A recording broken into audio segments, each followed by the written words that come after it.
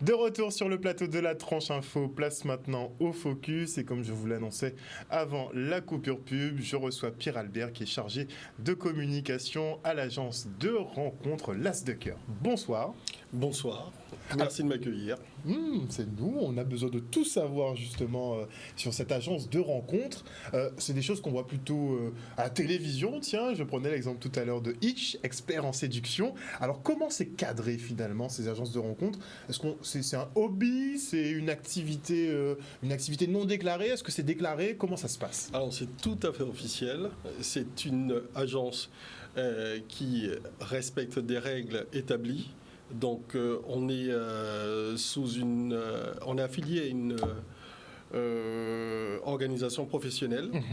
Donc il y a une organisation professionnelle autour des rencontres. Ah, complètement. C'est quelque chose de très très sérieux. Et la fiction rejoint souvent la réalité, puisque pourquoi cette agence a pris naissance ici en Guadeloupe?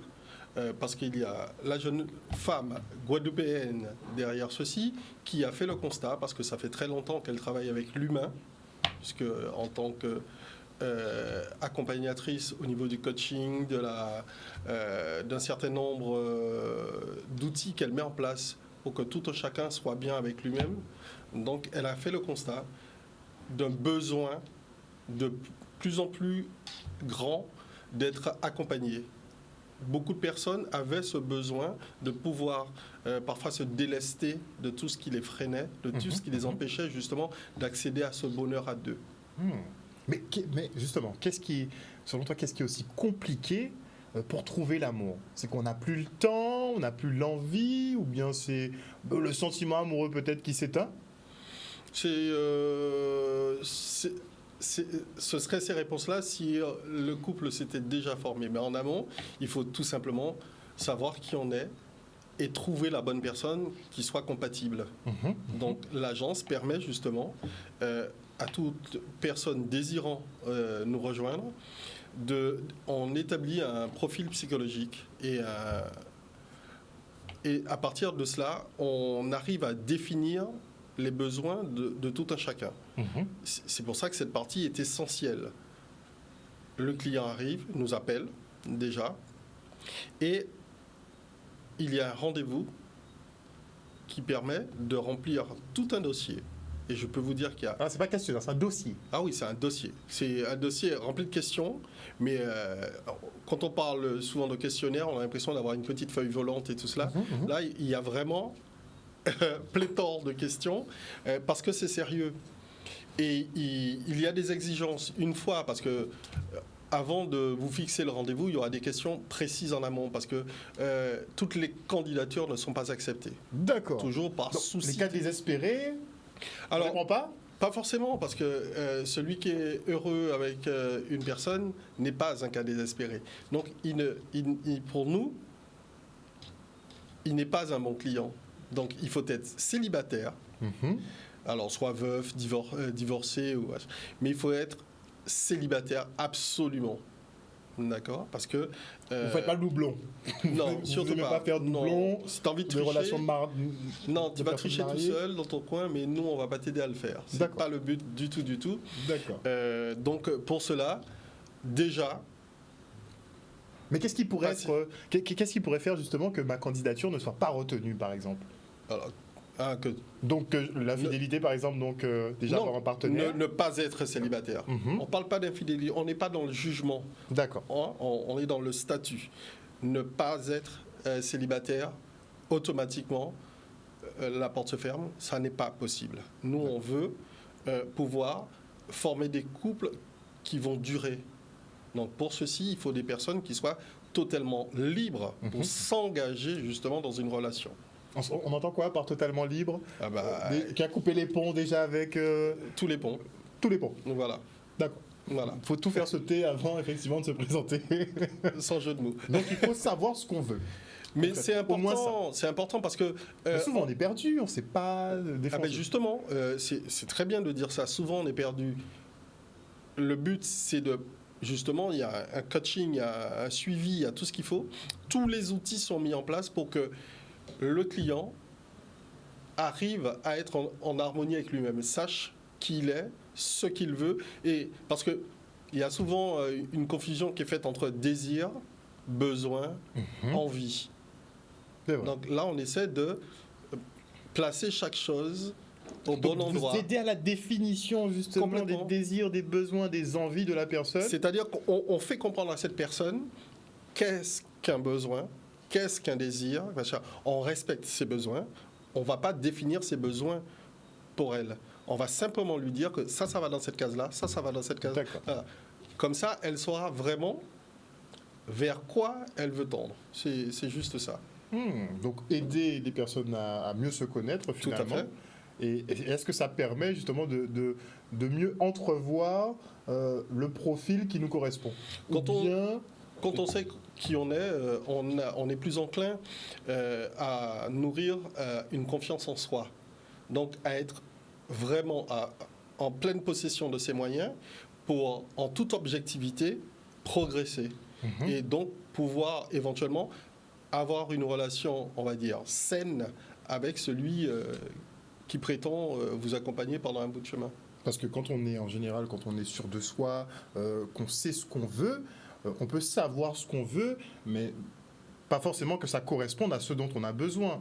Souvent on dit, par exemple au visuel, on va aimer quelque chose, au toucher, c'est moyen.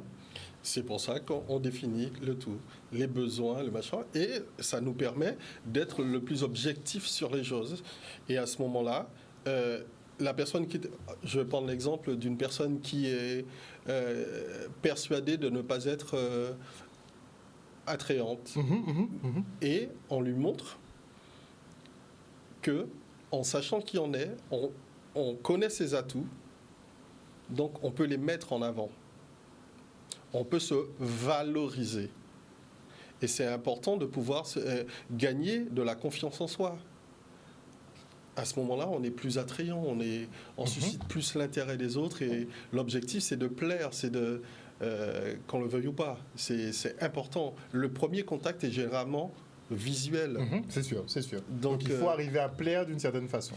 Il faut déjà se plaire en apprenant à se connaître, et là, automatiquement, le reste va suivre. Ça va répondre à une logique de cheminement. Je me plais, je suis bien dans ma peau et tout ça, je rayonne, donc forcément, je serai plus enclin à plaire aux autres. Donc avant la recherche effectivement d'un amoureux, il faut tomber amoureux de soi-même. Complètement. Déjà. Mais c'est important, c'est important. Et d'où la partie estime de soi, confiance en soi, apprendre vraiment à être en harmonie avec soi-même. C'est important, c'est super important. Alors que dire à ceux qui diront oui mais il faut rester naturel, tu dois m'aimer comme je suis. Ah ben oui, mais je suis totalement d'accord avec ça. Mais si je suis pas très Très quoi? glamour, très stylé, très charismatique. Alors, on dit généralement que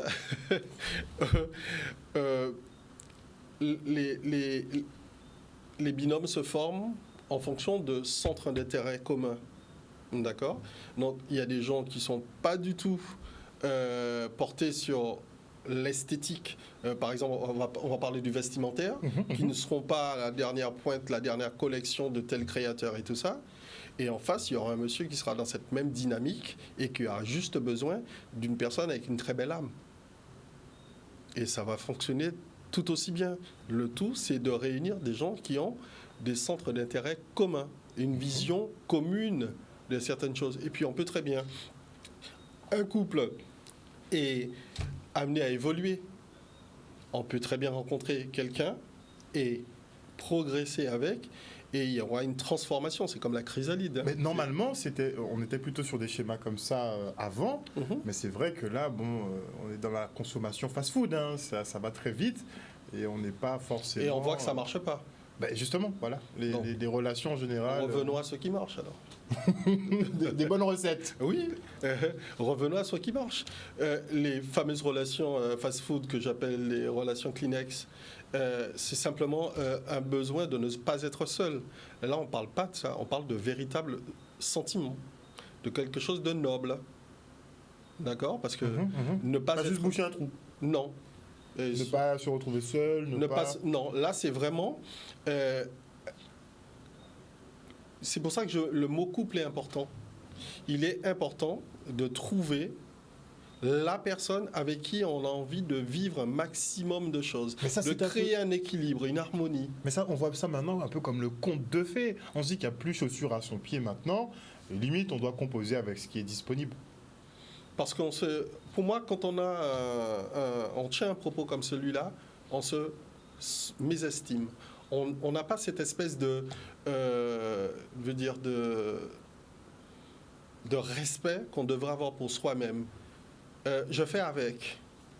C'est ça qui nie mon cap. Non, on ne peut pas vivre comme ça. On ne peut pas. Puisqu'on sait très bien que l'à peu près ne dure jamais. L'à peu près ne dure pas, mais on dit qu'il faut se satisfaire en même temps. On doit se satisfaire de ce qu'on a. Donc, comment bien évaluer ça? Par exemple, si je veux une Rihanna, oui. C'est quand même, là, j'ai beaucoup d'estime de moi, on dira. Oui. Effectivement, parce que c'est quelqu'un de côté, on va dire, entre guillemets. Mais, il y a la réalité qui me rattrape. J'aurais pas de Rihanna, il faudra bien que je... Alors, moi, j'essaie de comprendre. Je veux une Rihanna, c'est-à-dire, je veux... Si dans l'absolu... Non pas Rihanna, mais quelqu'un... Voilà, on va dire... Quelqu'un de la lignée de Rihanna. On va dire ça comme ça. Voilà. D'accord? Une Rihanna bis, éventuellement. Là, c'est trop tard. Tu sais qu'il est trop tard. Oui, encore plus maintenant. on doit se demander, suis-je, moi, en mesure de plaire à une Rihanna? Est-ce que moi, je suis en mesure de répondre aux attentes d'une Rihanna? Parce qu'avant de pouvoir prétendre vouloir l'autre, il faut déjà prétendre répondre à ses besoins. Parce que c'est facile, hein. On rentre dans une bijouterie, je veux ce bijou, je le prends. Non, il va falloir le payer, ce bijou. Donc il faut être en capacité, effectivement, de payer la facture. Voilà. Donc, il y a des réalités qui font que il y a des Rihanna qui ne demandent qu'à éclore. Il y a des Rihanna qui ne savent pas encore parce qu'elles n'ont pas trouvé cette confiance en soi, cet équilibre, cette personne qui pourra faire éclore cette Rihanna. Il y a plein de Rihanna en attente. Donc je pense qu'il serait préférable de déceler une Rihanna. Une fleur en bouton plutôt qu'une fleur qui est déjà éclose. Voilà. Et de cheminer, donc de faire ce travail de cheminement. Complètement. C'est-à-dire que les deux vont se découvrir, vont créer une osmose, une symbiose, et vont progresser ensemble. D'accord. Et ça sera pas cette Rihanna-là ne sera pas une pâle copie de l'authentique, mais une qui a su se construire avec l'être aimé. Et tu penses que ça augmente justement la durabilité des relations? Oui, c'est comme les fondations d'une maison. Ah bah maintenant, j'ai envie de te dire, on fait des maisons en kit. D'accord. C'est des maisons en kit, c'est vite monté. Oui, et c'est vite démonté aussi. C'est vite démonté. Donc, je veux dire, il faut savoir ce qu'on veut. Une maison en kit, c'est sympa, ça va vite, c'est moins cher, c'est tout ce qu'on veut. On est dans un pays à risque majeur. Donc, est-ce qu'on a envie de cette maison? Beaucoup de risques. Voilà. Donc, et les risques ne font qu'augmenter. Et la vie, c'est pareil. Non, mais clairement. Je pense que le fait de la construction, c'est une bonne métaphore pour une comparaison entre ce qu'on veut faire de sa vie et c'est une construction, la vie. C'est une vraie construction. C'est progressif, on ne peut pas tout avoir comme ça. Donc, les bons matériaux, les bons outils et les bons ouvriers. Et tout ça, ça peut se travailler en amont de la relation. Mais tout, en général, quand on veut construire, on a des étapes. C'est du step by step. J'ai envie d'être un couple, c'est une décision qui se prend. J'ai envie de m'établir, de vivre avec quelqu'un, c'est une décision qui se prend. J'ai envie de me marier, c'est encore une décision. Donc, il y a toujours des étapes qui demandent réflexion, qui demandent engagement. Donc, toujours une préparation en amont. Et quand vous travaillez sur le couple, donc vous travaillez sur les deux personnes qui s'engagent. Alors, tout dépend des cas de figure. Il y a le couple.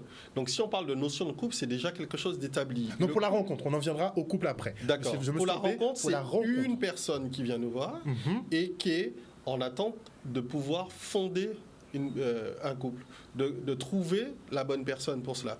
Donc, l'entretien préalable avec, comme je vous ai dit, le test de personnalité et le test psychologique nous permettent de connaître cette personne et de lui dire, là, il va falloir faire un effort à ce niveau-là. Là, c'est très bien, mais on peut améliorer les choses. Donc, elle sera poussée à se découvrir et à donner le meilleur d'elle-même. Là où il y a des lacunes, d'accord, il y aura vraiment la possibilité que cette personne soit réellement accompagnée. Mais vous n'allez pas choisir d'office le partenaire qui lui convient. On ne lui impose pas rien, ni à la base, même après le premier contact. Rien n'était posé, rien. La personne est libre de toutes ses décisions. Nous, on est là en tant que conseiller, qu'accompagnant.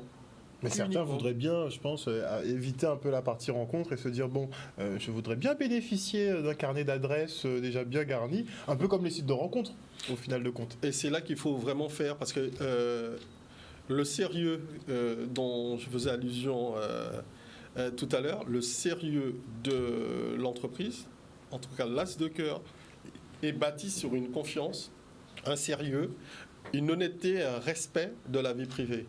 Donc, à aucun moment, un client ne peut avoir accès aux fichiers. À aucun moment, c'est impossible.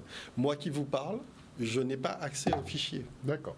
D'accord. Donc c'est pour vous dire à quel point les choses sont verrouillées pour que la vie privée soit respectée. Très bien, très bien. Et pour le couple, parce qu'il y a les rencontres, mais vous coachez aussi donc les couples. Complètement. Alors, un couple qui parfois on va dire un petit passage à vide. Donc, parfois, les raisons peuvent être multiples. Parfois, est-ce que c'est pas, pas systématique, mais est-ce que c'est pas, ça fait pas partie de la construction en question d'avoir mais l'humain problème de chantier. Mais l'humain fonctionne comme ça. Il y a des hauts, il y a des bas dans la vie, qu'on soit seul ou en couple, même au sein d'une famille, entre frères et sœurs, entre cousins, cousines. L'humain est comme ça. Les rapports humains n'ont jamais été une chose facile ou limpide qui coule de source. Il y a forcément à des moments des petits accrochages. Et parfois, ce sont des choses qui peuvent être montées en épingle, alors qu'un vrai dialogue permettrait simplement de ramener tout le monde à la raison et de permettre à cette relation de retrouver un peu sa sérénité. Donc il est important, quand les gens n'ont plus cette capacité d'instaurer ce dialogue, de les aider. Il est simplement important de les aider. Et en ce sens, on accompagne les couples. Parce que c'est vrai que dans la vie de tous les jours en couple, ça peut vite partir en vrille, comme on dit. On peut divorcer même pour une vaisselle. On va dire que j'exagère, mais non, j'exagère pas du tout. On peut en arriver au divorce pour une vaisselle ou un contretemps. Mais c'est vrai que quand on est dans ces moments-là où notre sang est en train de bouillir, le cerveau est complètement déconnecté. Donc vous préconisez justement de faire des bilans étapes. On devrait faire des bilans étapes, ne pas avoir honte peut-être de consulter, parce que c'est un cap à franchir aussi, de mettre ses problèmes à plat devant quelqu'un. C'est un cap à franchir, mais qui en vaut la chandelle. C'est-à-dire que si on sait qu'on a choisi quelqu'un, on a épousé, on a choisi de vivre avec, c'est parce qu'on nourrissait de vrais sentiments. En tout cas, c'est censé être... Normalement, oui. Donc, on a envie quand même de sauver ce qui peut être sauvé. Quand c'est possible, souvent, le dialogue le permet. Parce qu'il y a souvent des problèmes de... les non-dits. Beaucoup trop de non-dits ? Souvent, beaucoup trop de non-dits. Par pudeur, un peu sans vouloir paraphraser la Bible, mais les actes manqués, toutes ces choses-là qui font que on ne souhaite pas, on va pas dire à l'autre parce que on ne sait pas comment elle va prendre la chose, ou ça risque de choquer, ou ça va l'énerver, et parfois les choses grossissent, et quand ça vient être su, c'est une bombe, parce que c'est vécu comme une totale trahison. Donc parfois il vaut mieux très tôt dire les choses avant qu'elles ne deviennent ingérables. Et donc, nourrissez à tous les coups le dialogue entre vous, parce que c'est la recette. Mais sur l'insert justement d'un tiers. Parce Oui. que on aime bien garder nos histoires pour nous aux Antilles. On a nos problèmes justement. On n'aime pas trop les mettre sur le tapis. Et là, est-ce que l'intervention d'un tiers apporte un plus? Parce que beaucoup se disent, on pourra régler nos problèmes tous les deux. On discute tous les deux. Mais est-ce qu'avoir un tiers, c'est mieux? C'est mieux parce que, quelque part, on a... l'exemple que j'ai cité juste avant, disons que le dialogue était rompu pour des raisons X. Ce dialogue peut être à cœur ouvert avec un tiers. Parce qu'il n'y aura pas d'a priori bloquant. On aura justement envie de vider son sac. Donc, ça sera vraiment un flot de paroles, parce que souvent, les gens ont besoin de se délester des choses et sont persuadés que l'autre en face n'est pas forcément en mesure de recevoir ceci. Donc, le tiers, à lui, il arrive de façon neutre, sans que ce soit quelqu'un qui va porter un jugement, mais simplement une écoute et permettre de canaliser les choses. D'accord? Et souvent, ça fonctionne. Souvent, ça fonctionne. Il faut au moins tenter... Il faut. Parce que ne rien dire, on s'enterre dans un mutisme pour après ne plus jamais se parler, ou, quand on se parle, c'est pour s'engueuler dessus. Oui. Donc, il vaut mieux désamorcer la bombe. Avant qu'il soit trop tard. Ouais, et si quelqu'un peut vous y aider, c'est un plus. C'est vraiment un plus. Il faut mettre l'ego de côté. L'ego et l'orgueil. Ça, c'est le truc qui nous... Tous. Oui. Mais pourquoi? Parce que souvent, l'ego, on place l'ego comme quelque chose de... une fierté mal placée ou quelque chose comme ça. Mais souvent, derrière l'ego se cachent des peurs, se cachent des envies non assouvies, on ne sait des pas... Des frustrations. Mais le bon mot, c'est celui-là. Il y a beaucoup de frustration. Et certaines personnes, parce que dans les couples, n'osent pas dire à l'autre, j'ai envie de ça, j'aurais aimé éventuellement qu'on puisse tenter ça. Pourquoi? Parce que, le fait que ça soit jugé. Donc, on anticipe éventuellement un mauvais jugement, alors qu'il serait peut-être préférable d'en parler et de découvrir que l'autre peut-être ne s'y opposera ou étant même en attente de ces choses-là. Donc, on est conditionné peut-être par des réflexions et des préconçus. Liées à l'éducation, liées au formatage de la société, liées à tout ça. Mais parfois, il faut savoir un peu briser la glace pour savoir... parce qu'on évolue en permanence. Donc, au sein d'un couple, on a besoin justement que cette harmonie se nourrisse de nouvelles choses, évolue aussi. Donc, forcément, il y a d'autres petits jeux qui peuvent agrémenter. Voilà. Donc, l'amour éternel, on va dire, constant, sans piment, sans haut, sans bas, ça n'existe pas et ça n'existera jamais. Tant mieux pour ceux qui l'ont trouvé. Non, mais ça chapeau pour eux, clairement. Mais voilà, je m'interdis de dire que ça n'existe pas, parce qu'il y en aura certainement... C'est vrai qu'il y a des personnes, il y a des couples très particuliers. Oui. C'est total respect, parce que rien à redire. Voilà. Et puis, je pense que l'amour, c'est quelque chose qui doit, de façon... C'est comme un feu. Il faut le nourrir, qu'il ne s'éteigne pas. Il faut... tout le temps l'attiser et que la flamme demeure. Ah, tu es un romantique, hein? Il faut savoir l'être de temps en temps. Apparemment, c'est plus à la mode. À ce qui paraît, c'est plus à la mode. J'adore parce que les gens adorent classer dans une petite case has-been certaines choses parce que de peur d'être mais tu es trop romantique, ça se fait pas. Mais non, c'est... Alors que dans l'intimité, il kifferait une jeune fille à qui on donne une rose et tout ça, devant les copines. Elle va dire ouais, mais tu aurais dû me ramener un sac, quoi. Et, Mais dans son cœur, elle est contente. la rose, elle est là à vie, hein, dans la chambre. Donc, Elle a séché les pétales. oui. C'est dans un C'est pour livre. ça que je parlais tout à l'heure de formatage, de société qui nous impose une vision des choses. Donc on veut se fondre dans le moule pour ne pas faire entre guillemets tâche et ne pas être mis à l'index par les potes ou les machins, alors qu'on devrait se focaliser sur ses propres attentes pour être heureux. Donc peut-être qu'on échoue en amour parce qu'on est trop hypocrite. Parce que on n'est pas vrai avec soi-même. Je ne sais pas si c'est de l'hypocrisie, mais c'est On ne est quand même un pas peu conscient assumer. de ne pas. Non, mais être c'est ne pas assumer nous-mêmes. pleinement les choses parce que la vie en société nous impose malheureusement parfois le regard des autres, le jugement des autres, et beaucoup sont pas suffisamment forts ou armés pour faire face à tout cela. Mais je ne dirais pas que c'est de l'hypocrisie, c'est simplement un manque de confiance en soi. Et on revient à la base où, à partir du moment où on sait qui on est et on a été coaché éventuellement pour atteindre ce niveau de confiance en soi, on peut se défaire facilement du regard et du jugement des autres. Donc il faut avoir les épaules suffisamment solides pour se supporter. Il faut Déjà. Tout à fait, mais complètement. Même ces bizarreries, c'est. Mais moi, je suis. Il y a des choses pour moi qui sont cousues de fil d'or. Le libre arbitre. Ça, je ne voudrais pas qu'on me l'enlève.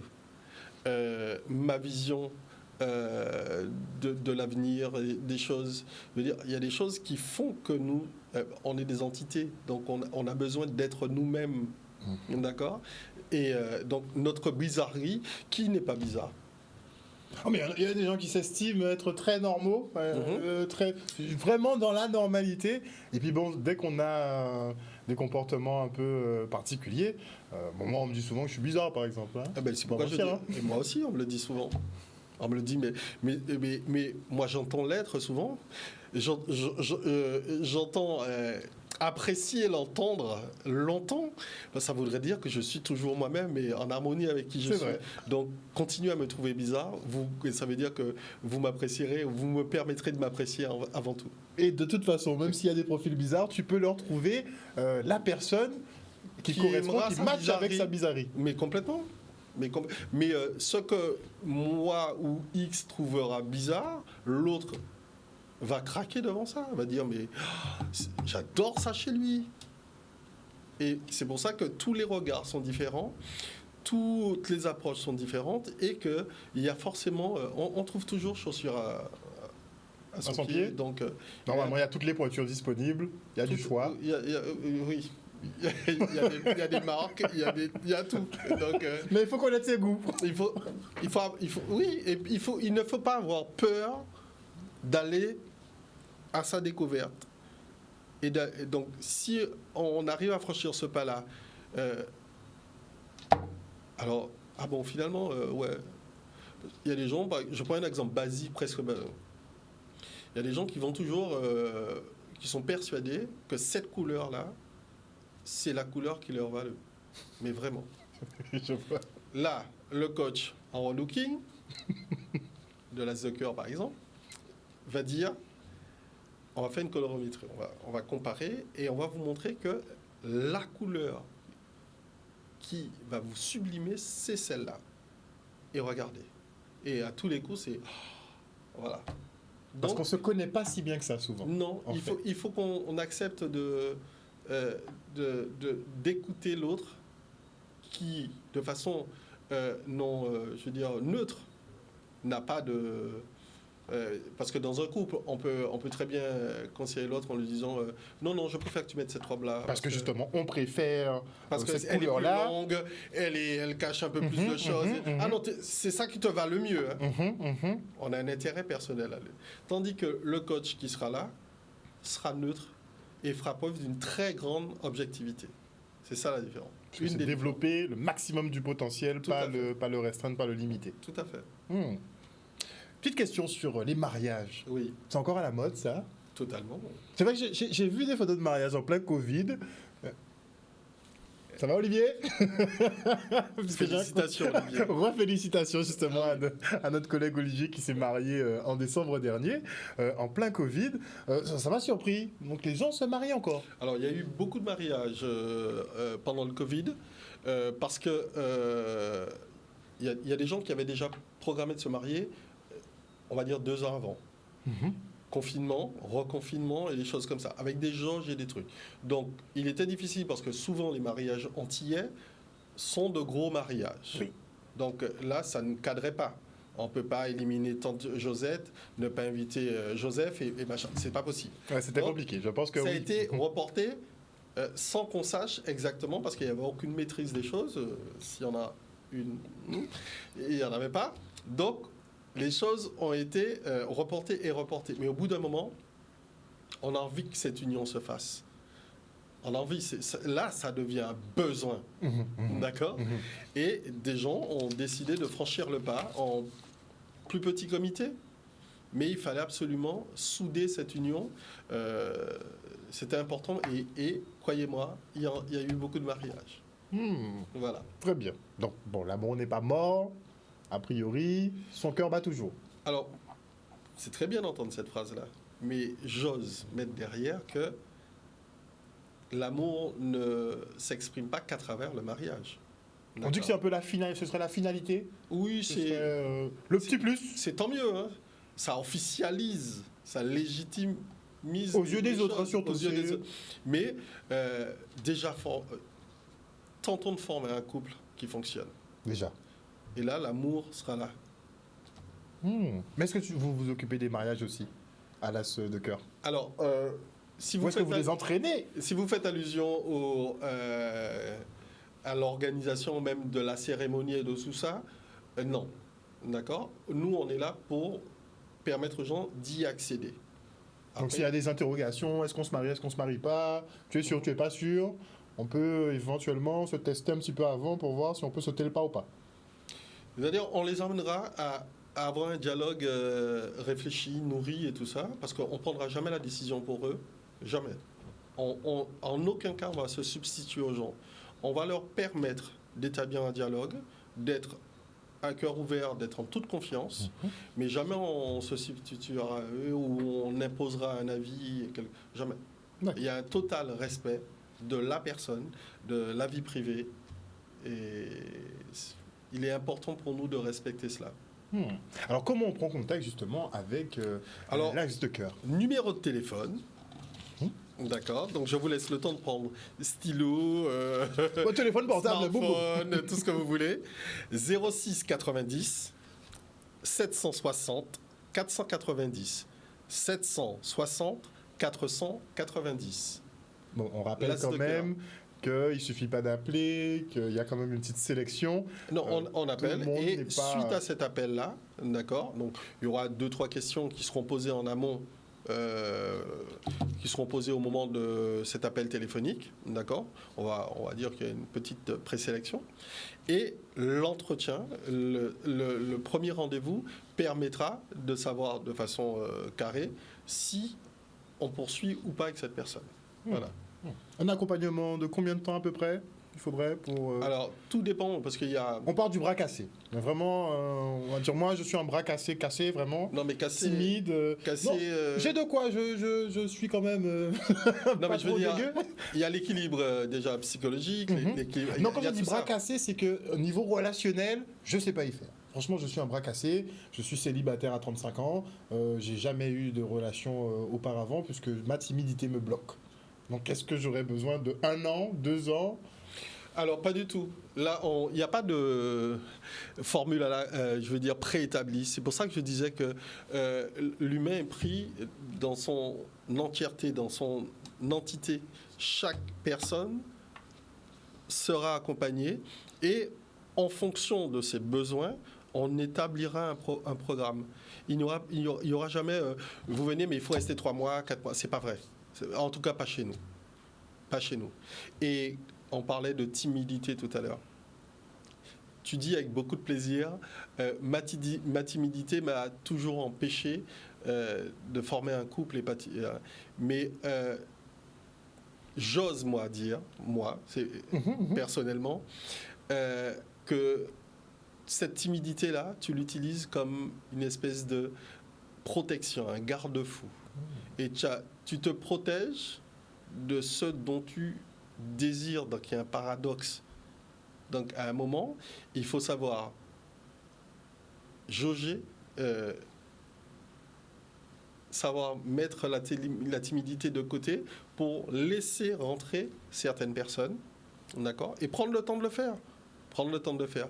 Mais je reste persuadé que personne n'est fait pour vivre seul, personne, et que tu as tous les atouts pour vivre une superbe relation durable. Voilà. Bon, j'ai déjà eu un début de coaching là. Non mais je suis sincère. Je suis sincère. Ah mais clairement. Et ce qui est bien déjà, c'est de reconnaître cette timidité et de la voir comme un frein aux choses. Mais c'est un frein que toi tu nourris. Parce que tu as besoin, pour des raisons X, de te protéger des autres. Tu as besoin de ça. Tu as une certaine fragilité, mais c'est devenu pour toi une camisole volontaire. C'est ça qui crée le barrage. Maintenant, on va un peu... Il faut déjà prendre conscience de ça, donc il faut arriver à prendre mais conscience t'en es de conscient. ça. Ouais, mais on est des êtres, on aime bien vivre dans le déni aussi. Voilà, donc ça veut dire que t'en es conscient. On crée des mécanismes et on fait comme conscient. si... Oui, non, mais clairement. T'en es conscient. C'est bien t'as juste besoin que ça soit dit et d'être accompagné pour utiliser ta camisole quand cela est nécessaire, mais pas de façon permanente. Voilà. Tu peux garder ta camisole, mais il faut savoir l'enlever de temps à autre. Et au bon moment, et avec les bonnes personnes. Merci en tout cas pour son conseil. Je pense qu'il va profiter à tous les téléspectateurs ce soir. En tout cas, si vous voulez bénéficier justement de ces conseils pour rencontrer quelqu'un, eh bien n'hésitez pas à vous adresser à l'As de pique, l'As de cœur, et on va redonner le numéro de téléphone. Alors, le 06 90 760 490. 760 490. Et n'hésitez pas à nous appeler, on sera toujours à votre écoute. Merci beaucoup, Pilou. C'est moi. C'est moi. C'est un plaisir de te recevoir ce soir. Plaisir partagé. Et on souhaite bon vent justement à l'As de cœur. Très bonne soirée à tous. Merci. Voilà, chers téléspectateurs, on est arrivé au terme de ce focus. Je vous souhaite beaucoup d'amour, des rencontres, des belles rencontres. Vous avez entendu qu'il faut prendre le temps, effectivement, de bien choisir son partenaire. Je sais qu'on consomme très vite à l'heure d'aujourd'hui, mais bon, on peut s'arrêter 2 minutes pour essayer de trouver un bon plat. Tout à fait. Une bonne soirée à vous, on se retrouve demain. Bisous.